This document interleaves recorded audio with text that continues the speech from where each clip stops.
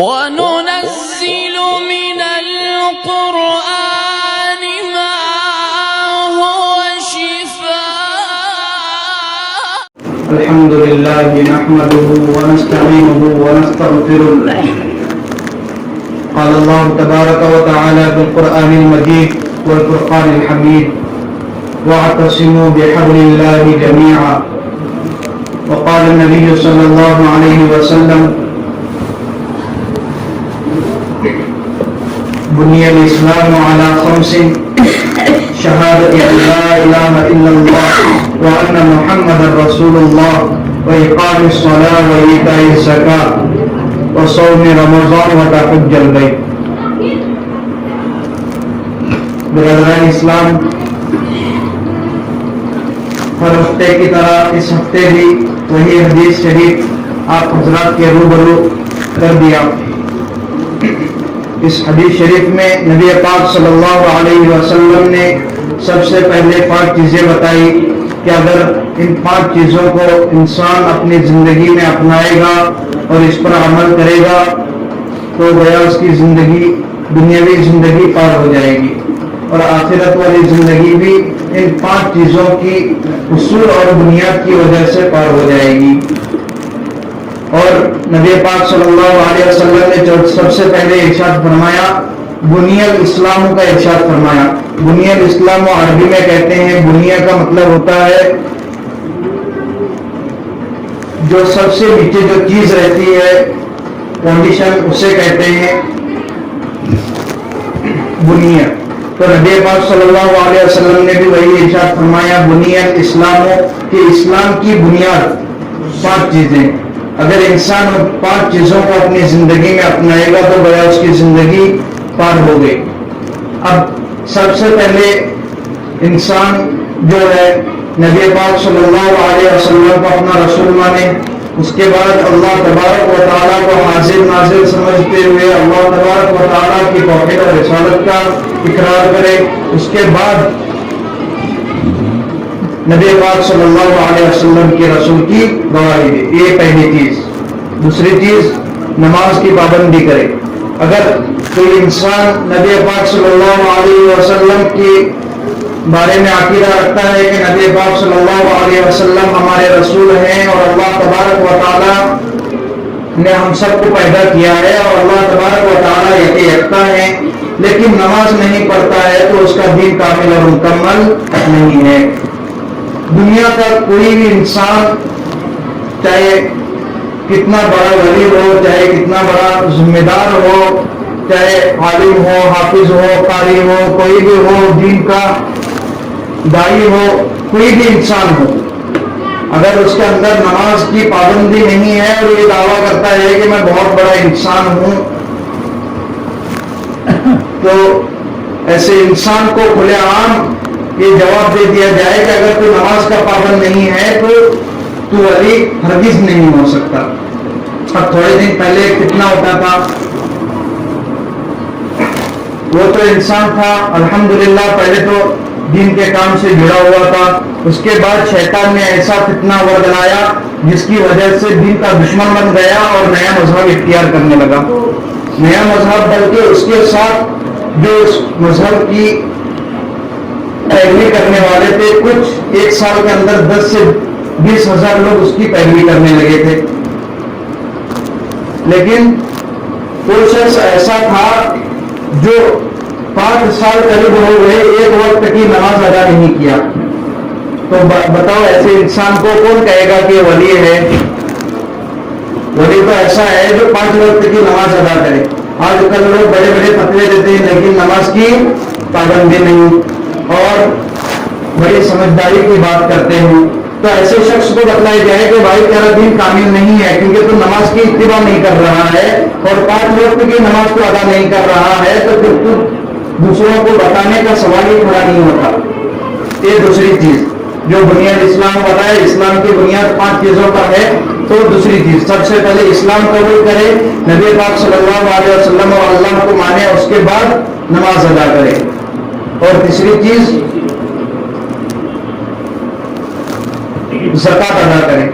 اگر کوئی شخص نماز پڑھتا ہے، نبی پاک صلی اللہ علیہ وسلم کو اپناتا ہے، اللہ تبارک و تعالیٰ پر یقین رکھتا ہے، لیکن زکوٰۃ ادا نہیں کرتا، تو کل قیامت کے دن جو شخص زکوٰۃ ادا نہیں کرتا انہیں پیسوں کا ایک گنجا صاف بنایا جائے گا، جس کی وجہ سے وہ اسے دھسے گا تو 7 منزل جو 7 آسمان اور 7 زمین کے مقدار کے برابر ہوتا ہے، اتنی قریب اسے دھسا جائے گا جتنی مرتبہ وہ نیچے جائے گا اور اوپر آئے گا۔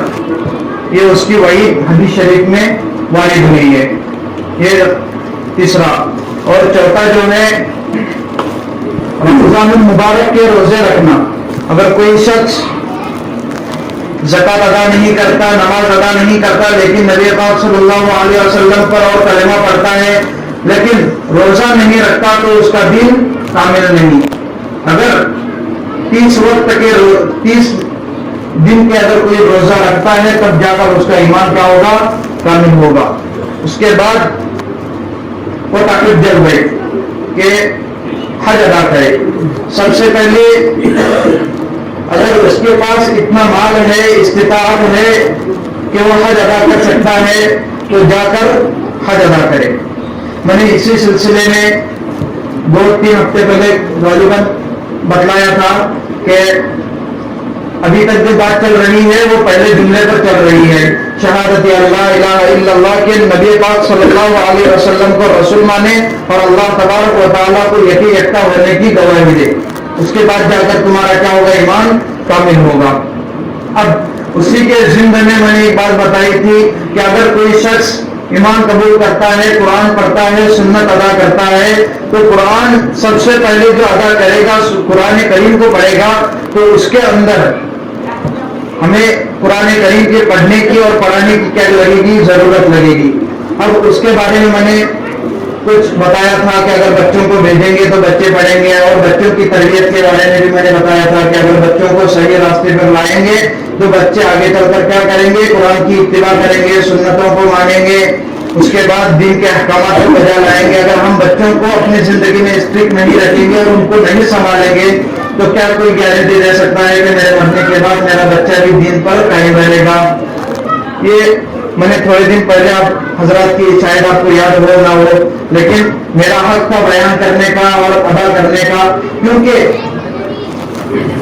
کل قیامت کے دن اللہ تبارک و تعالیٰ سب سے پہلے انبیاء کو پوچھیں گے کیا تم نے تمام لوگوں کو ہمارا دین پہنچا دیا؟ تو نبی پاک صلی اللہ علیہ وسلم کے ساتھ سارے انبیاء علیہ الصلوۃ والسلام یک آواز اور لبیک کہتے ہوئے کہیں گے کہ ہم نے تو آپ کا دین تمام لوگوں تک پہنچا دیا۔ اس کے بعد لوگوں کو پوچھا جائے گا کیا تمہارے پاس کامل دین اور کوئی سمجھانے والا بشیر اور نذیر نہیں آیا؟ سمجھانے والا اور ڈرانے والا نہیں آیا؟ تو لوگ کہیں گے کہ یا خدا ہمارے پاس تو ڈرانے والا آیا لیکن ہم نے اس کے دین کو قبول نہیں کیا، اس کی باتوں کو ہم نے درگزر کر دیا۔ اس کے بعد انبیاء علیہ الصلوۃ والسلام کے بعد صحابہ سے دریافت کیا جائے گا کیا تم نے لوگوں کو دین کی دعوت نہیں دی؟ اس کے بعد ائمہ کرام مجتہدین، اس کے بعد باری آئے گی علماء کرام کی۔ کل قیامت کے دن اللہ تبارک و تعالیٰ علماء کرام سے بھی یہی دریافت کریں گے کیا تم نے میرے بندوں کو دین کی دعوت نہیں دی اور انہیں راہ راست پر لانے کی کوشش نہیں کی؟ تو علماء کرام بھی کل قیامت کے دن یہی کہیں گے کہ یا اللہ ہم نے تو تیرا دین تمام لوگوں کے سامنے رکھ دیا تھا اور انہیں ڈرایا بھی تھا، امر بالمعروف اور نہی عن المنکر بھی کیا تھا، اب ہمارے اس میں کوئی غلطی اور کوتاہی نہیں ہے۔ اس کے بعد جا کر لوگوں سے پوچھا جائے گا تو لوگ بھی یہی کہیں گے کہ یا اللہ ہمارے پاس پہنچانے والا کوئی نہیں آیا۔ تو اب میں یہ بات کہہ رہا ہوں کہ کل قیامت کے دن اللہ تبارک و تعالیٰ ہم سے بھی یہی پوچھے گا کہ کیا تم نے دین کی دعوت لوگوں تک نہیں پہنچائی؟ تو کل قیامت کے دن یہ مت کہنا کہ ہمارے پاس کوئی ڈرانے والا اور دھمکانے والا نہیں آیا، بلکہ جتنی کوشش تھی علماء کرام تو کر رہے ہیں۔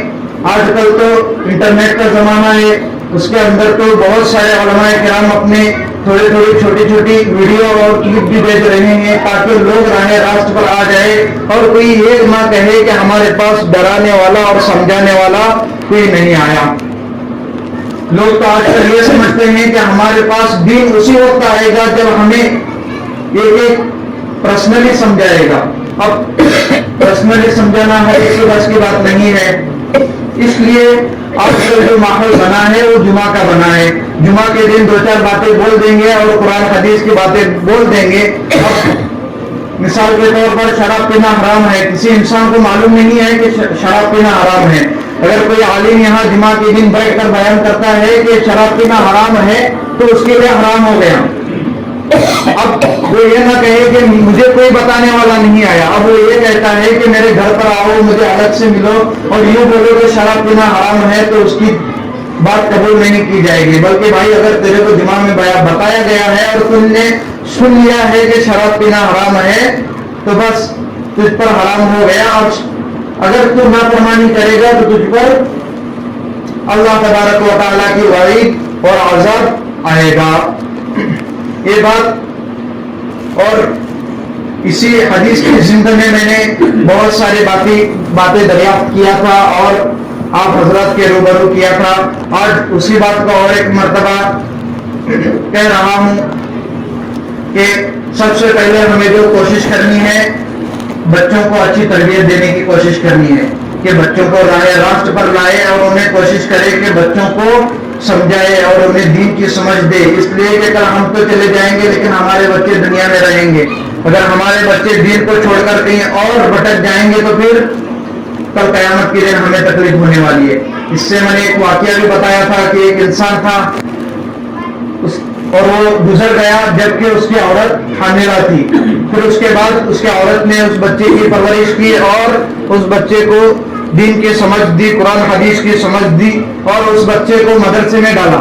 जब उस बच्चे ने कुरान शरीफ का सबसे पहले बिस्मिल्लाह पढ़ा तो उस आदमी से अज़ाब को हटा दिया गया। तो वो शख्स अपनी बीवी के ख्वाब में आया और कहने लगा कि आज मैं बहुत खुश हूँ। तो उसकी बीवी ने दरियाफ्त किया आज खुश होने की वजह क्या है, तो कहने लगी, तो वो शख्स कहने लगा कि आज मुझसे अज़ाब को हटा लिया गया है इसलिए कि आज मेरे बेटे ने बिस्मिल्लाह की शुरुआत की है। देखो, सिर्फ बिस्मिल्लाह की शुरुआत की है तो फिर बिस्मिल्लाह की शुरुआत करने की वजह से उसको अज़ाब से हटा दिया गया। तो अगर हमारा बच्चा हाफिज कुरान बनेगा, आलिम दीन बनेगा, फिर दीन की दावत देगा तो समझ लो फिर वो कितना आगे चले जाएगा। इसलिए हम अपने बच्चों को स्ट्रिक्ट रखें और उनको दीन की दावत देते रहे, समझाते रहे। इसलिए ये माँ बाप का हक बनता है कि अपने बच्चों को पुराने रास्ते पर लाए। इसलिए कि अगर बच्चे कुरान करीम की तिलावत करने लगेंगे, हदीस शरीफ को पढ़ने लगेंगे तो वो सदका जारिया हमारे लिए बन जाएगा।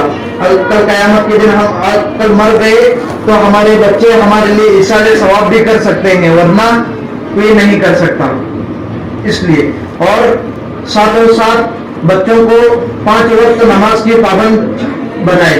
अब ऐसा होता है कि जमात खड़ी हो जाती है, एक रकात हो जाते हैं, लेकिन सिर्फ 2 से 3 लोग यहाँ रहते हैं, बाकी रहने वाला नहीं है।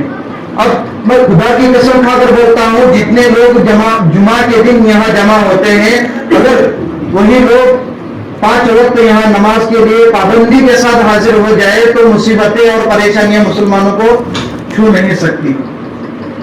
आज कहते हैं कि जमाना बहुत खराब हो गया, ये हो गया, वो हो गया। भाई जमाना तो खराब हो गया, लेकिन कोई ये नहीं देखता कि हम 5 वक्त नमाज के पाबंद हैं या नहीं। कहते हैं रिस्क में बरकत नहीं है, परेशान है, ये है, वो है। जब तक तो अल्लाह तबारक व तआला को राजी नहीं करेगा तब तक तो दर बदर भटकते रहेगा। पहले अल्लाह तबारक व तआला को राजी कर लो, उसके बाद जाकर अल्लाह तबारक व तआला तुमसे राजी होगा और तुम्हारी परेशानियों को दूर कर देगा। अब नमाज होती है, कुछ लोग लेट आते हैं, लेकिन फिर भी क्या कहते हैं, आज हाफिज साहब बहुत जल्दी चले गए। अरे भाई हाफिज साहब जल्दी नहीं चले गए, बल्कि तुम लेट हो गए। कभी कभी तो 8, 10, 8, 15 हो जाते हैं और नमाज के लिए तब आते हैं और फिर कहते हैं कि हाफिज साहब ने बहुत जल्दी नमाज पढ़ाया। हाफिज साहब ने जल्दी नमाज नहीं पढ़ाया, बल्कि टाइम देकर तुम टाइम के खिलाफ आए, समझे। इसलिए नमाज की पाबंदी करो। सबसे पहले कल कयामत के दिन नमाज का सवाल किया जाएगा। अगर नमाज का नाकाम निकले तो कल कयामत के दिन सब के सब और जितने सवालात हैं सब में मुश्किलें हो जाएगी। और अल्लाह तबारक व तआला ने फरमाया हुकूकुल्लाह में دو طرح کے حقوق ہیں، حقوق اللہ اور حقوق العباد۔ اللہ تبارک و تعالیٰ کے جو حقوق ہیں اس میں جو اللہ تبارک و تعالیٰ سوال کریں گے، سب سے پہلے جو سوال ہوگا وہ نماز کا سوال ہوگا۔ اگر انسان اس میں کامیاب ہو جائے گا تو کل قیامت کے دن بیڑا اس کا پار ہو جائے گا، اگر وہ پہلے ہی نماز کے اندر ناکام رہے گا تو کل قیامت کے دن اس کا بیڑا پار نہیں ہوگا بلکہ وہیں اٹک جائے گا۔ اور سب سے پہلے ہم اپنے بچوں کو، میں یہی بار بار کہہ رہا ہوں کہ بچوں کو، کیونکہ آج کا ماحول بہت خراب ہے، اگر بچوں کو ہم صحیح راستے پر لائیں گے تو کل قیامت کے دن ہمیں تکلیفیں جھیلنی نہیں پڑے گی۔ اب مولانا محفوظ الرحمان، امرین محفوظ الرحمان جو مسلم پرسنل لا بورڈ کے سیکریٹری ہیں، ان کا بیان آیا تھا 2 دن پہلے۔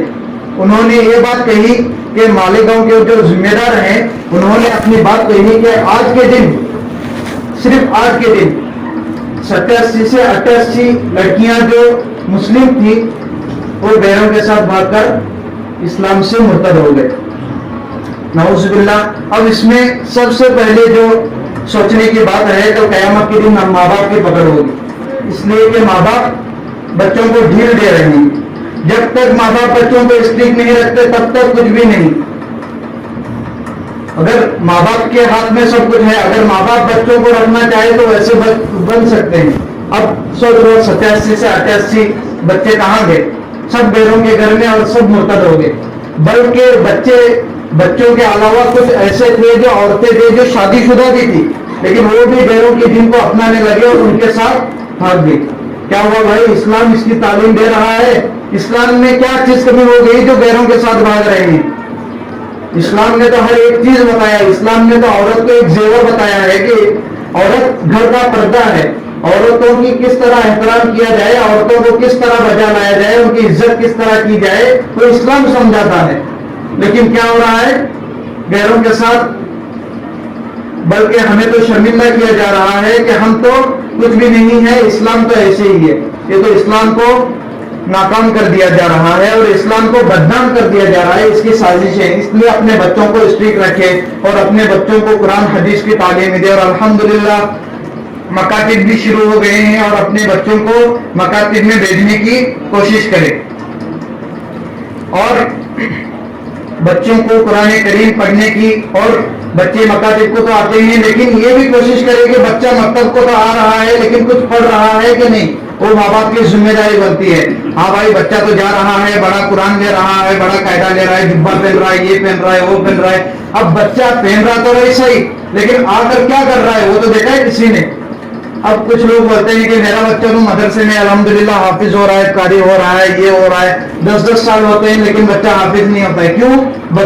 ماں باپ اس پر دھیان نہیں دیتے، بچہ وہاں بیٹھ کر کچھ بھی دوسری حرکتیں کرتے رہتا ہے۔ اور کچھ لوگ سوچتے ہیں کہ میرا بچہ اسکول میں ہے، یہ کر رہا ہے، ڈاکٹر ہو رہا ہے، یہ ہو رہا ہے، لیکن ماں باپ جب تک ان بچوں پر دھیان نہیں دیتے تب تک بچے کچھ بننے والے نہیں ہیں۔ اس لیے ماں باپ کی ذمہ داری بنتی ہے کہ دھیان دے۔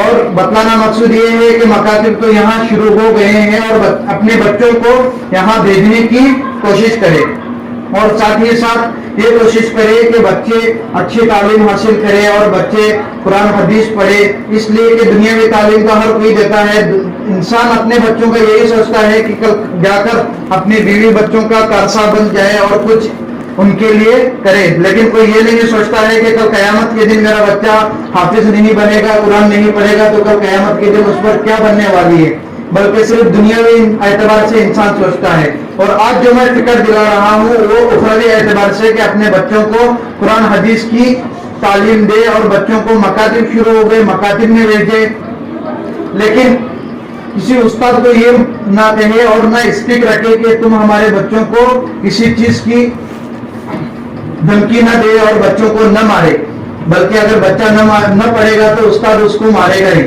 اور مارے گا تو بچوں سے استاد کو کوئی دشمنی نہیں رہے گی کہ استاد اٹھا غصے سے بھائی یہ میرا دشمن ہے مار دیا۔ بچے تو 10 سال 15 سال کے رہتے ہیں، استاد سے کیا دشمنی رہے گی بچوں کو؟ استاد کے دماغ میں یہی رہتا ہے کہ بچہ پڑھے، آگے چل کر کوئی علم حاصل کرے، کل قیامت کے دن اللہ تبارک و تعالیٰ کے سامنے اپنی شکل بتائے۔ استاد سے کوئی دشمنی نہیں ہے، لوگ تو یہی سمجھتے ہیں کہ استاد سے دشمنی ہے، اور کچھ لوگ ایسے رہتے ہیں جنہیں یہاں تک آ کر بات کرنے کی ہمت نہیں رہتی ہے۔ کیا کرتے ہیں بھائی؟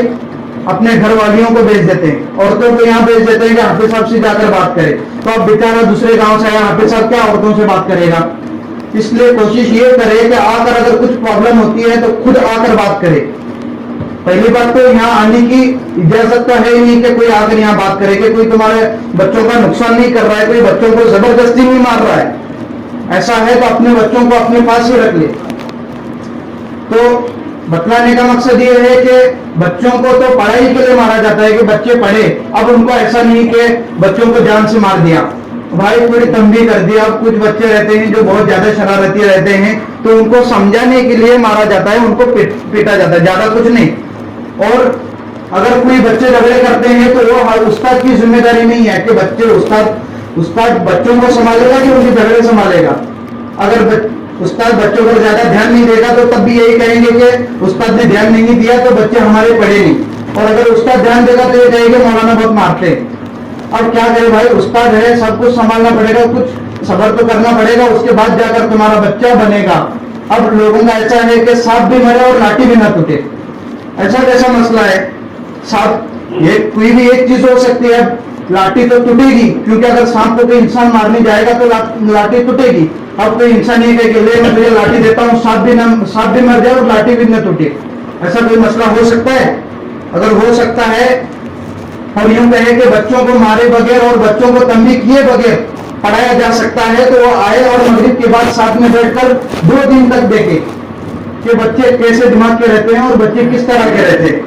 اور سب سے بڑی بات یہ ہے کہ اپنے عورتوں کو یہاں نہ بھیجے, خود آ کر مسئلہ سلجھا لے اور خود بھی آنے کی کوشش نہ کرے, اس لیے کہ بچوں کو کوئی دشمنی کی وجہ سے نہیں مارتا ہے, بچوں کو سمجھانے کے لیے, پڑھائی کے لیے مارتے ہیں. اس کے بعد اگر پھر بھی آپ کو کچھ شکایت ہے تو آ کر دریافت کرے. سب سے پہلے یہاں نہ آئے, جو ذمہ دار ہیں, جو پنچ ہیں, ان کے پاس جائے, ان کے پاس دریافت کرے کہ حافظ صاحب نے میرے بچے کو مارا ہے. تو کس لیے مارا ہے پہلے یہ دریافت کرے, یہ نہ دریافت کرے کہ میرے بچے کو حافظ صاحب نے مارا ہے. اور بھائی حافظ صاحب پاگل نہیں ہوا ہے, دیوانہ نہیں ہوا ہے کہ تمہارے بچے کو مارنے لگ گیا. کوئی بچے کی بھی غلطیاں ہو سکتی ہے, تب جا کر حافظ صاحب بچوں کو ماریں گے, پیٹیں گے, تاکہ بچے سمجھے. اس لیے کوشش یہ کرے کہ ہماری عورتیں مسجد تک نہ آئے. اس کے بعد دوسری کوشش یہ کرے کہ ہم بھی مسجد تک نہ جائیں. اگر چلو خدا نخواستہ آنے کی ضرورت پڑی تو سب سے پہلے حافظ صاحب کے آنے کے پہلے جو پنچ ہے اور جو ممبر ہے ان کے پاس آ کر اپنی شکایت درج کرے کہ حافظ صاحب نے بچوں کو یہ تنبیہ کی ہے, بچوں کو یہ مارا ہے. اگر کسی کو ہماری شرط نہیں پڑتی تو اپنے بچوں کو اپنے پاس گھر میں ہی بٹھا لے اور ان کو وہیں تعلیم دے, یہ سب سے اچھی بات رہے گی. اور کوئی یہ کہتے ہیں کہ ہمارے بچوں کو اگر گھر میں تعلیم دے تو الحمدللہ یہاں مکتب شروع ہے اور اپنے بچوں کو یہیں بھیجے. کوئی گھر میں تعلیم دینے کے لیے آپ کے بچوں کو یہاں نہیں آ سکتا. بس بتلانے کا مقصد یہ ہے کہ ہم اپنے بچوں کو راہ راست پر لائے. آج کا جو زمانہ ہے, آج کا جو دور ہے بہت خراب ہے. میں نے مالیگاؤں کی بات بتائی, کتنی لڑکیاں 70-80 لڑکیاں مرتد ہو گئی, اسلام سے خارج آ گئی. اب ان کا وبال جو ہے وہ ماں باپ پر پہنچے گا, اس لیے کہ ماں باپ نے اچھی طرح ان کی دیکھ بھال نہیں کی. اور کیا سمجھتے رہے میری بیٹی پر اور میرے بیٹے پر مجھ کو کیا ہے, بھروسہ ہے. ہاں بھائی بھروسہ ہے نا, بھروسہ ٹوٹ گیا.